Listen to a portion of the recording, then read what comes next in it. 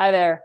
Welcome to Discussions with the Fashion Masters. My name is Deanna Hansen. I'm the founder of Fluid Isometrics and Block Therapy, and I'm being joined once again by Tammy Kohlschmidt. She has been one of our amazing community members that has been integral to sharing block therapy, as well as we have shared some of Tammy's work, and she now has another exciting adventure that she wants to share with us.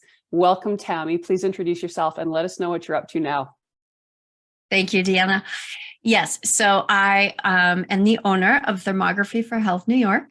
We also do a lot of energy healing modalities as well as body work.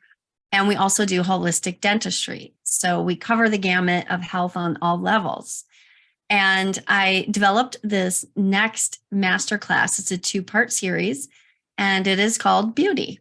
It's spelled Beuty. And it literally is about being beauty and being you.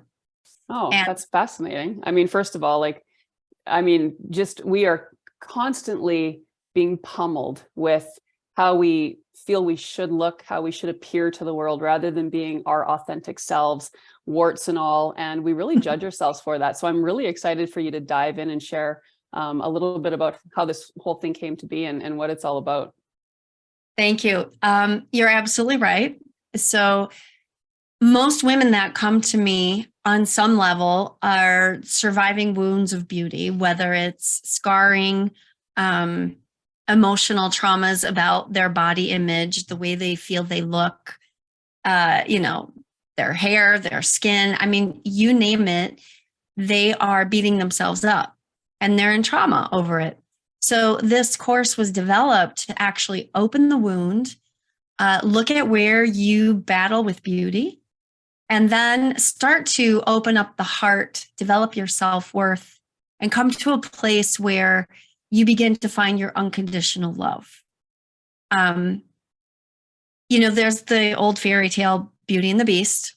So Beauty, this gorgeous princess, gets pushed to live with this beast who is under the spell from a wicked queen.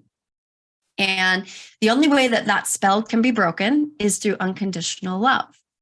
And as Beauty lives with him and sees his ugliness, she very slowly starts to melt in her heart and finds the unconditional love for him, which breaks the curse. So when I was pondering this and actually doing a lot of energy work on the course, the acronym of BEAST came up, and it stands for Bound, Evermore, Alone, Surviving Trauma. Oh. And so each woman has her own inner beast that's waiting for her beauty to unfold and be found through unconditional love. And so the course takes you on this journey of how do you excavate your wounds? How do you get to the bottom of them and then start to implement a matrix of beauty in your life?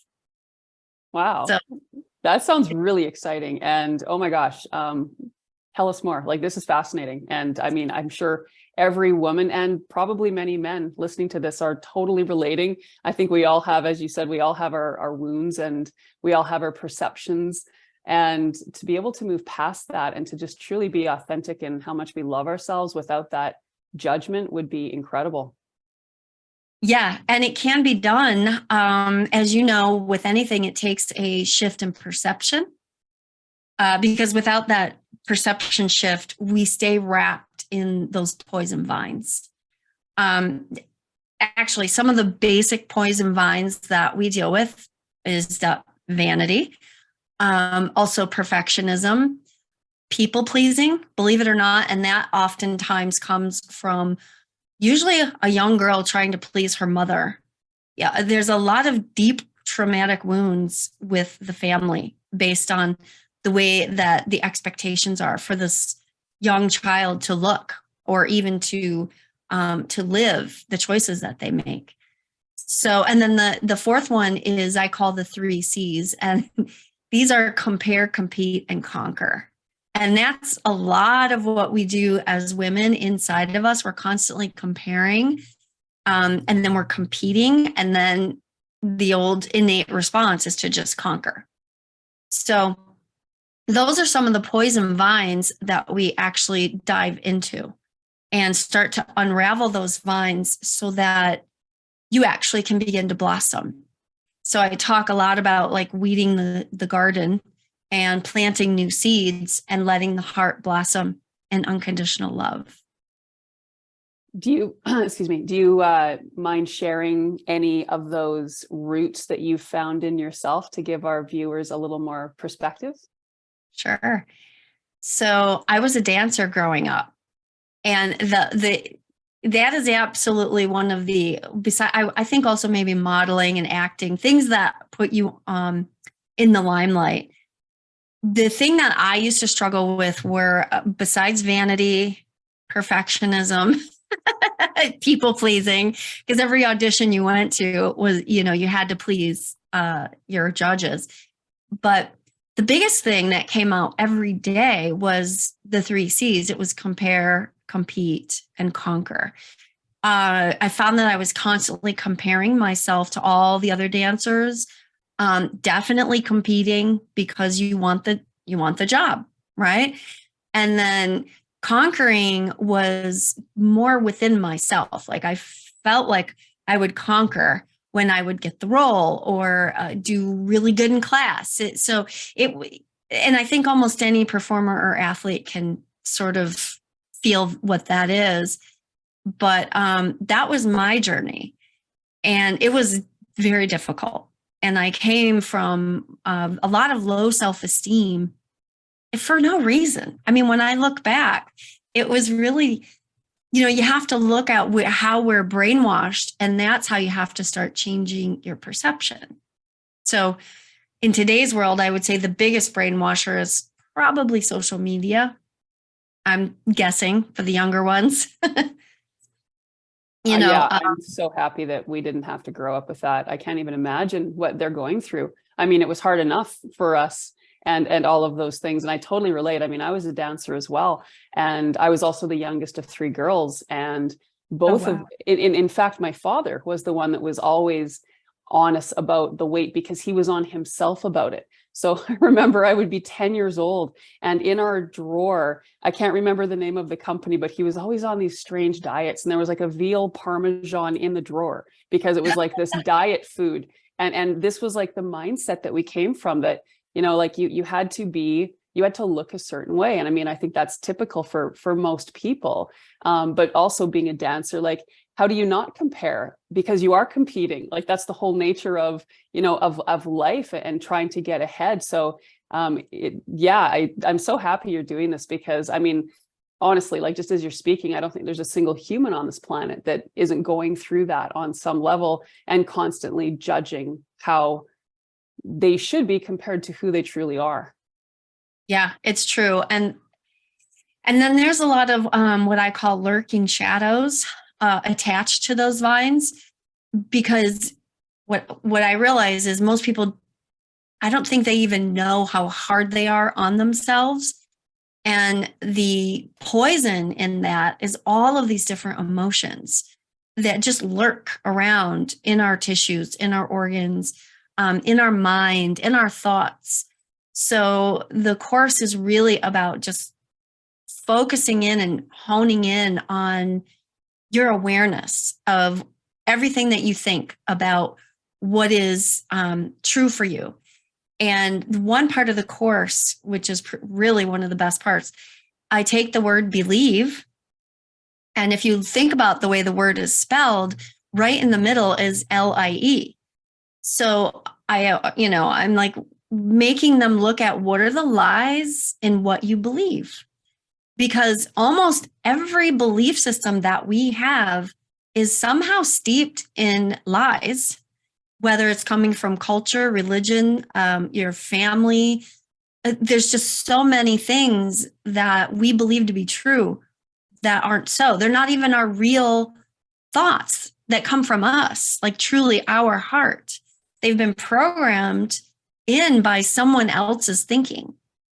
So that's a big part of the course also, is like opening up and unearthing those belief systems. I remember years ago, I learned that the first 4 cycles of 7 years, so basically till we're 28 years old, we are living the expectations, the implantations of the parents into who we are. And then finally, we get into the fifth cycle of those 7 years. And now we are starting to really emerge as a unique human being. And I was reading how, because of that, so many of us make our life's path, whether it be our life partner choice or our career choice, before we've actually even sort of birthed into this unique version of ourselves. So by the time we're in our 40s, and now we're like flogged with mortgages and we've got kids and all these things, and you're kind of recognizing, wow, like, how did I even get here? Like, I didn't even know who I am in this life. And you know, they were mentioning like this is a big reason why people go through these midlife crises. And I can totally see that, because I've very much changed and repatterned my thinking from who I used to believe I was supposed to be compared to who I am. And I know I still have a long way to go, because there's layers and layers and layers. And but just sort of a fascinating thing to think about, that we don't even really become our own unique individual until, you know, we get into our late 20s, which again, by then, most people have already planted their life in some way, shape, or form and expected to move forward from that space. Yeah. And then there's all the hidden wounds in there, that if you're not living from your truth and from your heart, you're right. By the time you're in your 40s, it is a midlife crisis, because, you know, you're coming into your wisdom as a woman and you're sort of figuring it out, that that's not who you really are. Or maybe even the life that you have isn't even what you truly would have wanted. And that's where that poison vine of people pleasing comes in, because there is a paradigm that is built within a woman to always be pleasing. Pleasing everyone else, always overgiving. And if you're only doing that, and if you're not opening your heart to receiving or listening to your own divine guidance, you end up doing things that, you know, you probably wouldn't have done if you would have lived your life from your own compass and not, you know, what you're conditioned to be.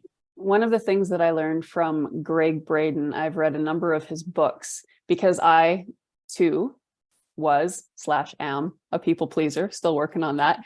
But I remember reading in one of his books, him mentioning, if you do something for someone else because you don't want to say no, and inside your own body, you're screaming no, but you choose to do it anyway, you're actually harming that other person energetically. And that was really helpful for me, because wanting to please that other person, when I learned that there was actual harm on that other person being given as a result of me choosing to do the action I didn't want to do, it gave me a bit of a bridge, because to go from feeling like you're not worthy to you're worthy of your own life can be like, it can take time. So that was a lovely step for me to recognize, because if you're people pleasing, at least in your ego, you're thinking, I'm doing it so that I don't say no or disappoint or whatever it is, whatever we tell ourselves. But then here's this nice little additional understanding to make it easier to say no, because you're not wanting to harm them, likely, at least not consciously, right? So that was helpful. But anyway, go on. Yeah, no, I agree 100%. It's very true. I think that people pleasing is like the third poison vine that you have to, you know, pull out and investigate. So I gave you the acronym for BEAST, and in that acronym then comes the word beauty, and there is also meaning behind that. So B is for bountiful spirit. E is for energized eyes. A is for autonomy. BEAT is for tantalizing. And you forgot the U. I forgot the U. That is for unified mind, body, and spirit. And then we end with Y, which is for you. It's for embracing yourself. So each one of those letters has a whole energetic meaning behind each one. Each one coincides with a chakra, a specific healing crystal, and a goddess. And so we go into all of that through the course, because again, we have to get in touch with the divine feminine, and the divine feminine not only does the divine feminine live in beauty and joy and unconditional love, but also play. So I brought a lot of playfulness to the course because I think a lot of us are sort of stuck in the mundane, and I don't think we venture out into that world of playfulness. And that's where the little girl lives. That's where, the teenage disaster lives. That's where all of our past needs to go, is into that playful space. So you learn a lot about the beast, but you also learn about the beauty. This is reminding me of, I read a book called The Path of the Priestess by Sharon Rose. And it was fascinating. She talks about the 3 different archetypes of women, and when all the energies in the world are balanced, what those archetypes represent, and the schools that they would put these girls through in order to pull in the powers of the archetypes. And then they also share what this imbalanced world has done to these 3 archetypes and how it's created these insecure women depending on that archetype and what that looks like. And it was so fascinating because, as I have 2 sisters, so there's 3 girls, I could really see these 3 archetypes in the 3 of us and how it has manifested. And to be able to get back to that feeling where we are who we are. We are these powerful, beautiful creatures, right? That are here with gifts to share to make the world a better place. And if we could just get all that other stuff out of the way, the amount of things we could do, it would be fascinating and incredible. And we need to do it. Yes, exactly. We need to do it. And one of the other things we focus on in the course is creating a matrix of beauty around you. Because the vibration of joy and love and beauty, those are literally the highest healing vibrations that we can step into, especially as women. So learning how to create a beauty matrix around you at all times is really important. And it's also fun as part of the play with it. Can you give me some examples of what that would look like, possibly? Sure. One of the things that is, I think almost every woman can relate to for creating a beauty matrix would be to go out and take a 20-minute beauty walk. Most women, I think, take a walk, right? That's part of their exercise. So the challenge is when you take your walk, you find 20 things that are beautiful. And you can either write them down or make a mental note. And then the next day, you do the same exact walk and you look at those 20 things again and you see, number one, if they're still beautiful to you or if they've changed. Because depending on your mood, your perception might see things very differently. And then if you're taking the course, you'll realize that the more you focus on the beauty that's around you, the more that you create that matrix of energy, because that's where your focus is. So your energetic field builds and builds and builds based on your focus, or it retracts and retracts and retracts based on your focus. So that's like one of the easier exercises that I think almost any woman can do, even if you can't walk. If you're looking out your window, you can find 20 things that you find beautiful. And what's interesting in that, when your heart really starts to open up, the things that you would thought of as mundane or not beautiful start to change, because it's like the whole thing with the beast, right? The more you open your heart, the more beauty you find in suffering and trauma and in places that you would normally call ugly. And that is when you really start to clear your wounds and get to that place where you're loving yourself unconditionally. And the reason you're starting to love yourself unconditionally is because you're not judging all of these things around you as, ugly. And it really is hard, especially if you live in New York City and you start doing your beauty walk, or any major city, and you start looking at the homeless, the things that you would normally like walk on the other side of the street from. You start to see the humanness, the humanity in it. So it's really a cool thing. And that's one of the simpler exercises, right, that you can do every day. Absolutely. Funny, I remember specifically, again, as I was going through my journey of healing and learning the things that scare you, take the time to look and find the beauty.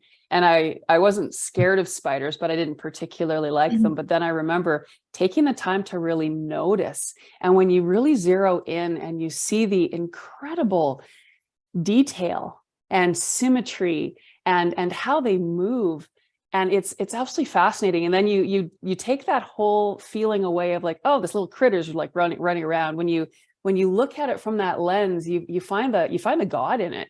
You find the magic, and you think, holy smokes, like a centipede. Like, I don't want one of those things walking on my leg. But then when you watch how their legs move in a synchronized fashion to propel them forward, you think, how do they even do that? Right? Like it's truly, it is mind blowing. And it just makes me think too, how many times when I have felt ugly in a day, and I mean, I'm in front of cameras and pictures a lot. So then you think, oh gosh, I wasn't having a good day. And then, maybe 6 months later, you go back and you're like, well, what was my problem? I mean, like, I kind of look the same as I do every other day. So like, what was it about me? But that feeling inside of you. And I mean, I can even relate, like somebody will say like, oh, did you like the movie? And I will always preface by saying, you know what? I could see it 3 times, and 3 times I would have a different opinion because it's based on my mood. I'm fully aware of that. Yes, 100%. Yep. Oh, the glory of being a woman. Yeah. Isn't it fun? Uh-huh. Yeah. But and it is pretty magical. It is. And you begin to actually become very aware of your moods and love them. They're a part of us, 100% a part of our energy. Yeah. So, and again, if you can love that and see the beauty in the moods, and I mean, I'm a Cancerian, so like I'm a moody one. I'm fully aware, my poor guy. He knows me well now, and he knows that I'm a bit of a hypersensitive kitten at times, but yeah, he loves me for it anyway. So yeah, I know. My boyfriend, he doesn't say it as much now, but he used to say, "I never know what I'm gonna get when you walk through the door." I'm like, how exciting for him then, right? It's never boring. No, I think I just scare the crap out of him. Nothing wrong with that. No, I know. So and I could say the same for him too, but the difference is I'm aware of it. He's not. He doesn't really realize how he also has his moods. Because there's just a different energy between us when it comes to that. Absolutely. So what else would you like to share about this amazing program that you're doing? Just that of the women that I've had that have taken it, they've loved it. Some of these women are the type that don't write in journals, but I've given, with the course, you get workbooks, and they're using the workbooks, which is unique to these women who don't like to write anything down or do any journaling. And I think it was because as they went through the course, they realized there's no way around that. You kind of have to pay attention and write it down so that you have something to go back at, go back to and look at. There's also a guided meditation as one of the parts of the course. And the best way to describe the guided meditation is it invites beauty in, because oftentimes we are not in the receiving mode, we're in the giving mode.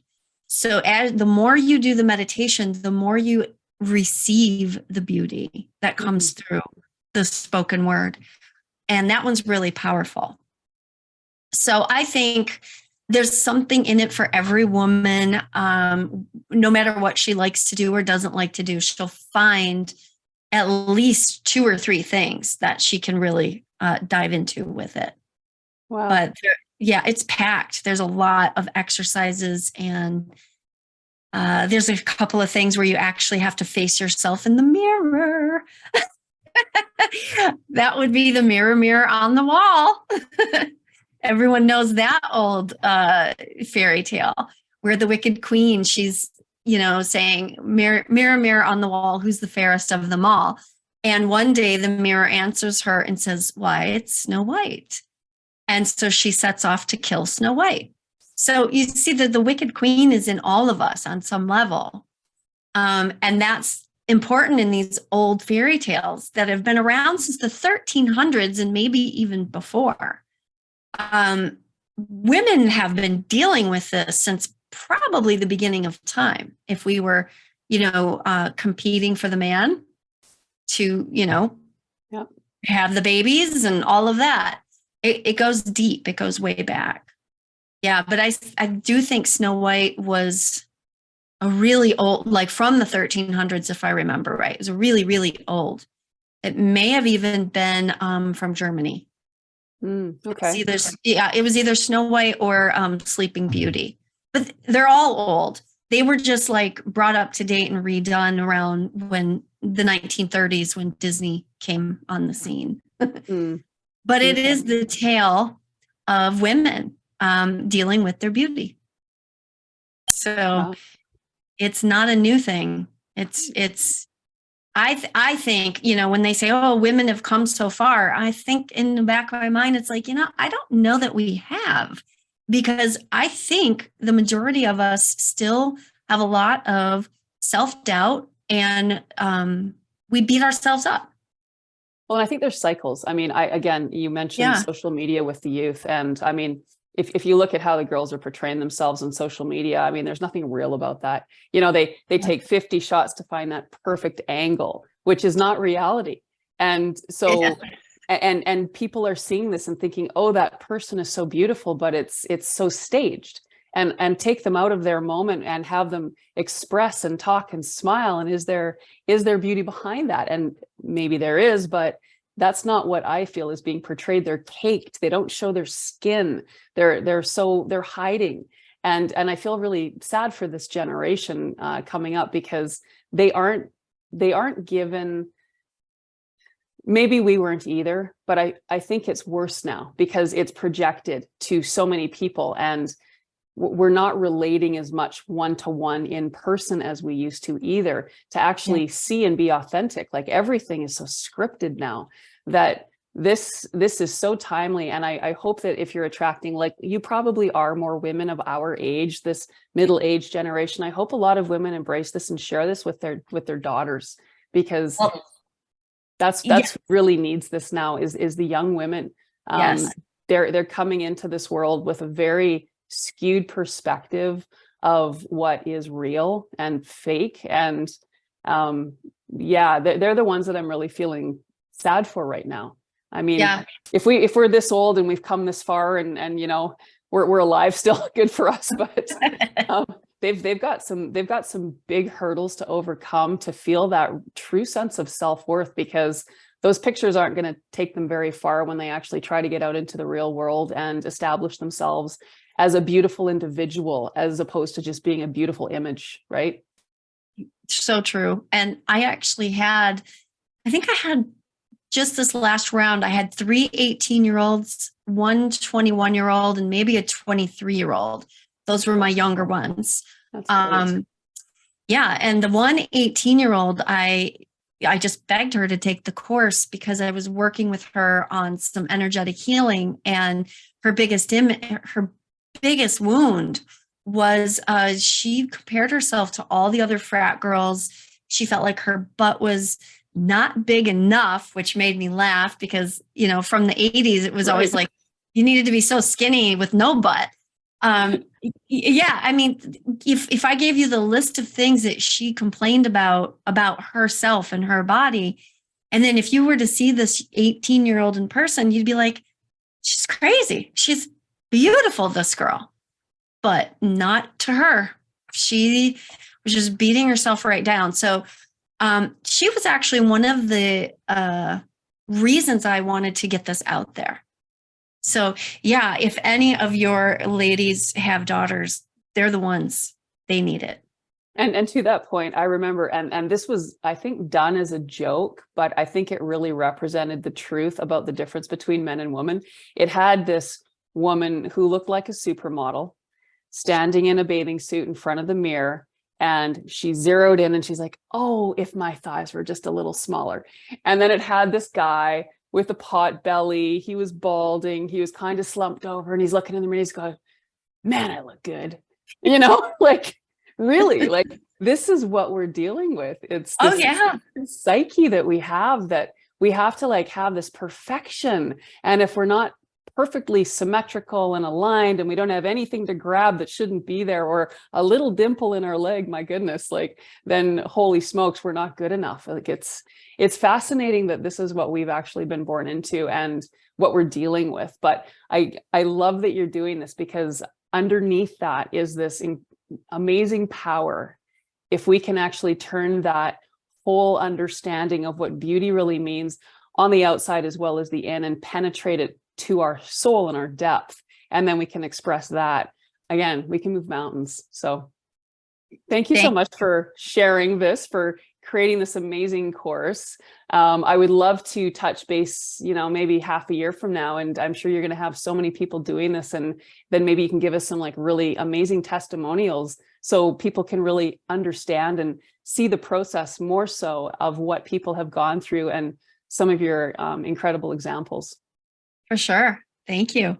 Wonderful. Okay. Well, if you would like to let us know where to find you. Oh, yes. So my website is thermographyny.com. You can email me at Tammy, TAMMY, DFHNY @outlook.com. And we'll have all of those listed below so people can just click on the link and find you. Yes, thank you. I'm always available for questions and answers and chats. I'm way open for that. Wonderful. Well, thank you once again, Tammy. I absolutely love the work that you're doing in the world. It is so needed. And we're so blessed to have you on this planet to guide us to being the most empowered, beautiful women that we actually are. Thank you. And thank you for your work as well, Deanna. Thank you. And thanks all of you for joining us. Have a wonderful day. Bye.